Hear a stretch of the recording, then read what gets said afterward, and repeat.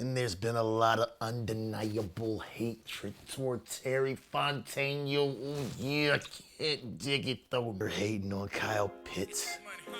They're saying crazy things like Ruke rose a bus. That we were crazy for trading our first round draft pick next year to get one this year. And when I look at next year's projections, I don't see a guy above him. I don't see a guy below him that's gonna get you 8 to 10 sacks. I went and seek some professional help from a therapist.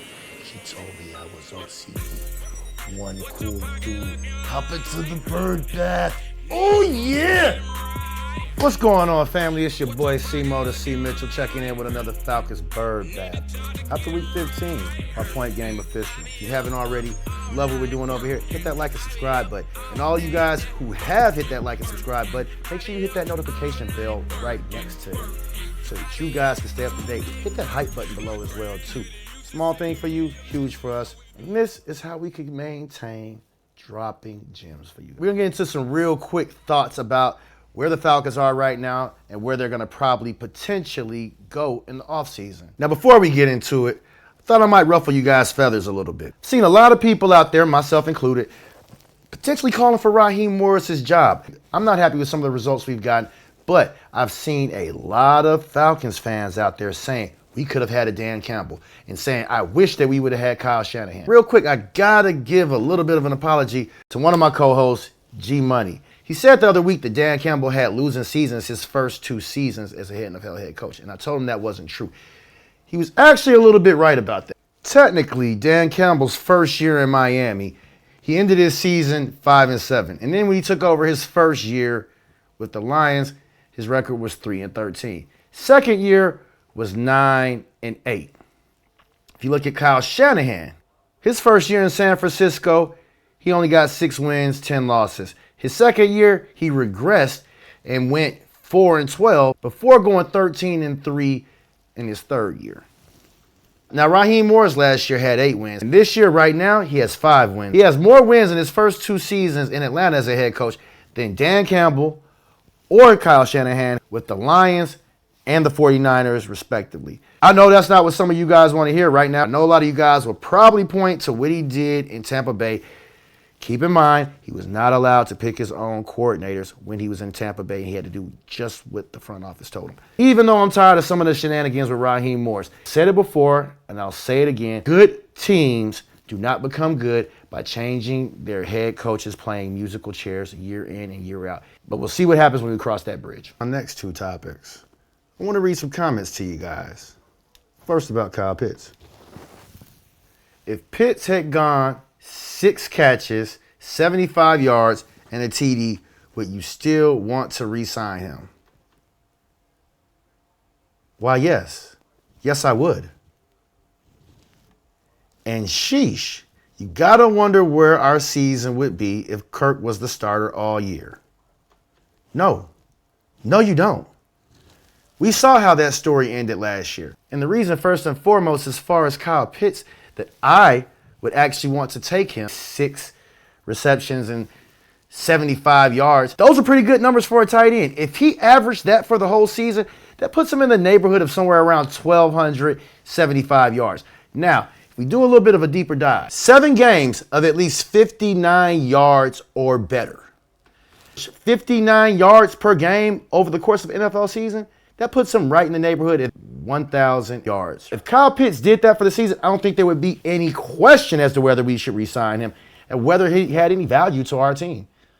I think that Kyle Pitts is going to be really hard to replace as far as his production. Whether you want to get that out of a receiver or a tight end, it's really hard to find a tight end that's going to give you in the neighborhood of 700 to 1,000 yards receiving. And if we're being honest about it, some of the highest paid tight ends are Mark Andrews, David Njoku, TJ Hawkinson, Cole Kmet, even Dallas Goedert. And Kyle Pitts has outperformed all of those guys over the last 3 seasons. And he's outperforming them right now, this year. Some people don't want to overpay Kyle Pitts, but I'd rather overpay Kyle Pitts than overpay somebody who's less talented than him. And that's probably what you're going to wind up doing if you don't re-sign Kyle Pitts. And if you don't re-sign Kyle Pitts, you're going to have to go look at the NFL draft. I'm not certain who's out there in the NFL draft who's going to be better at tight end, but I don't think that there's going to be somebody better in the second round. I'd rather overpay Kyle Pitts than overpay somebody else that's less talented, because you're going to overpay somebody. Now, what you could do is potentially franchise tag him, and I don't think that that's necessarily a bad move. The Falcons don't have a ton of cap space next year, but the salary cap is estimated to go up somewhere around $30 million next year. We also could potentially cut Kirk Cousins, which I'll get to here in a second. But all in all, I think that Kyle Pitts is doing and has done over the course of his career so far what you would want out of a tight end. The biggest problem with Kyle Pitts, and it's not his fault, but it's what everybody holds against him, is that he was a top 5 draft pick. So you're judging him off of what you think he should produce as a top 5 draft pick. Can't be upset with that man that he was drafted at number 5. It's not his fault. But he has been a first-round draft pick caliber talent and production player at the tight end position. And honestly, if he was drafted in, say, the bottom 17 of the NFL draft in the first round, or he was a high second-round draft pick, you guys would love him. You'd be saying, oh my God, we got to re-sign Kyle Pitts. I think it's just all a matter of perception. Now, he does drop more passes than I'd like to see him drop, but as you looked at the stats earlier, in the games that you give him 7 to 10 targets, he rewards you handsomely. And when Kyle Pitts is out there, he dictates a lot of coverage toward him whenever he's running his routes. Also using him on a lot more stridier crossing routes. Things that you kind of used Drake London for before. Now, as I said in my last video, I think there's a world where you can get all of these guys involved. Maybe we go and get us another number 2 receiver, or we go add a couple of guys. I don't see any reason why he can't continuously get you 700 to 1,000 yards year in and year out. Kyle Pitts averaging 59 receiving yards per game is a very feasible number, and that would serve us very well in this offense. No, this offense is not necessarily tight end centric, but some of the things that you do with Kyle Pitts is very similar to some of the stuff that they do with Puka Nacua out there in LA. And that's where this offense is a derivative of. I would like to see us put Kyle Pitts in the slot a lot more. Maybe ISO him on the wide receiver some. He's been really good as a tight end. He's been better blocking, right, as a tight end. And he's actually done a little bit better with some of his actual tight end routes that they're running to him as well, too. Again, like I said, you want to kind of throw the ball a little bit more to your blocking tight end. You want to get Kyle Pitts involved in a little bit more of those delay routes, which we've seen them do a lot more often while they have Kirk Cousins under center. They asked Kirk, would he be back next year? He says, those are March questions. We're in December. I just have to play our schedule. The next 3 games, understand if you play football well and you win, those type of conversations will take care of themselves. Now, I think it's a little bit more nuanced than that. If we cut them, there'll be a dead cap space of only $35 million, but we'll have a savings of $22 million, which ain't that great. But like I said earlier, we're going to probably have an increase in the salary cap of about $30 million. If you got rid of Kirk Cousins, what are you going to do at quarterback? Now, we're not 100% sure who's out there, who's going to be available once the offseason comes. That's a matter of how much would you have to pay a backup quarterback that's a journeyman. I'm sure substantially less than you'd have to pay Kirk with his $54, $57 million tag. Michael Penix could potentially be back in by week 1, 2, 3, or 4, and could be back even for the training camp this summer coming up. But we don't have a whole lot of guys that we got to worry about re-signing. We do, however, have to worry about Caden Ellis being re-signed. We're also going to have to look at whether we need to re-sign Arnold Ebiketie or whether we want to or not. Leonard Floyd is also going to be up for free agency as well. And David Onyemata is a person that's going to be up for free agency. Tyler Algier also is a person that's going to be due for a contract, and he's probably going to be a cap casualty. The good thing is that we don't have to re-sign Jesse Bates. He's actually under contract for 1 more year after this. And that's going to be a great addition for us to have with Xavier Watts. Xavier Watts is number 5 in Pro Bowl voting amongst safeties right now. Pretty much everybody ahead of him are veterans. Now, a lot of people were upset about the trade that we had given up our first-round draft pick for next year in order to get a draft pick this year in the first round, as well as giving up our second-round draft pick for next year. But a part of that trade that came was Xavier Watts. We got him in the 4th round. Probably the steal of the draft. We got us a first-round talent who's going to make the Pro Bowl potentially this year in the 4th round. He's playing like a stud right now. And keep in mind, he's still making a few mistakes out there. He still isn't fully developed. He's just a rookie. Pro Bowl voting comes from 3 major sources: fans, players, and coaches. It ain't that many Falcons fans in the world to put him over the top as a Pro Bowl player. So you know there are fans in other places voting for him, but there's also a plethora of coaches and players out there who are voting for Xavier Watts as a Pro Bowler this year. Another thing I think you guys should be very mindful of is at this point in the season, we're rushing and getting there with 4 players a lot more often, and I got to contribute a lot of that to James Pearce Jr. and Jaylen Walker, but specifically James Pearce Jr., who has been just more of an elite pass rusher. You see the way he's able to bend the corner. After collapsing the pocket, he's able to put a nice little swim move on and make the sack. Teams are doubling down on James Pearce Jr., and it opens up things for other players on our team who are very capable in their own right, like Brandon Dorlus, for example. They double team James Pearce Jr.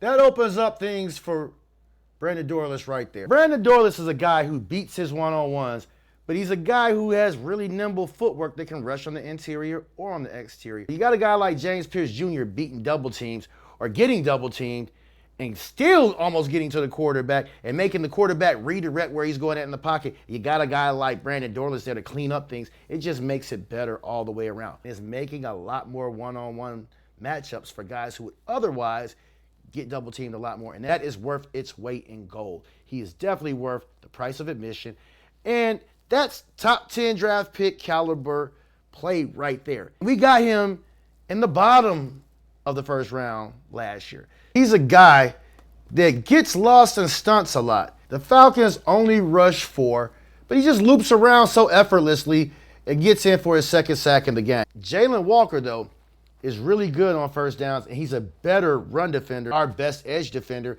that's at least the most versatile, who can also get to the quarterback as well, too. Over the last few games, these guys have been racking up the sacks. Now, I love this style of play right here. We got Leonard Floyd, Divine Diablo, Caden Ellis, Jaylen Walker, and James Pearce Jr. out there. And it looks like Brandon Dorlus out there at the same time. So I talked a little bit about this earlier in the offseason, where we're playing a lot of positionless football. We'll have 5 linebackers on the field at the same time, all guys who can do very similar things. Matter of fact, this year, I wouldn't be surprised if we saw Jaylen Walker with like maybe 7 or 8 sacks, and we saw James Pearce Jr. end the season with maybe 10 sacks. Right now, Brandon Dorlus has 7 sacks, so this Falcons pass rush is in the top 5 in sacks right now, if I'm not mistaken. I can't remember the last time that the Falcons were in the top 5 with sacks. But another name on our list who's been big for us is Ruke. Now, I saw another publication, in all due respect, but I saw a ridiculous article earlier today that saying that Terry Fontenot had another bad move that he was regretting because we passed up on Braden Fisk and we went with Ruke. Now, granted, I will say that Braden Fisk is a really great talent. I think he had 7 or 8 sacks last year. Now, as for what he's doing right now this year, he has 2 sacks. But Ruke has 2.5 sacks, if I'm not mistaken, maybe 3 sacks. And he probably doesn't play nearly as much as Braden Fisk does because we have a little bit more of a rotation with our guys out there. We actually use David Onyemata on a lot of our earlier downs. And I don't want to be disparaging, but what really makes the comment kind of ridiculous is that they're basing it only on his stats on PFF as far as his PFF grade. Look at me when I tell you this. I have a hard time respecting anybody who only looks at PFF grades to talk about the caliber of player or how good they're doing out there. PFF, and again, I don't want to discredit a publication like PFF because they have some really knowledgeable people play in and play out or what their responsibilities are on specific plays. Right now, Ruke is giving you better production than Braden Fisk. And he's not out there quite as much on a lot of the rundown, but Ruke is getting double teamed, I think at a rate of around 50% of the time, and he's still getting a lot of pressure on quarterbacks considering it's very quick and nimble feet. There are a lot of pass rushing scenarios where we've seen him flush a quarterback out of the pocket, and they haven't been able to turn the corner on him, which is something that we didn't have with Grady Jarrett last year. A guy at 6'4" and can move nimbly and has good lateral movement that can play on the interior and play on the exterior. So his stats and what he brings to the table and some of the plays that he makes that are not on stat sheets are well above what his PFF grade would be. His stats and what he brings to the table and some of the plays that he makes that are not on stat sheets are well above what his PFF grade would be. But there's much more to football than judging these players than just looking at a damn PFF grade. You got to go out here and look at the tape. I want you guys to keep in mind, coming into this season, as of last season, Divine Diablo was a guy who had a pretty low PFF grade according to the stats. There are a lot of people saying, oh, he's not going to be that great. He only had a 50 in his PFF grade. But he's been lights out for us this year. So you got to take it one game at a time. But I like the fight that this team had recently. Simo to C. Mitchell, point game official. Checking out for the Falcons bird bath, baby.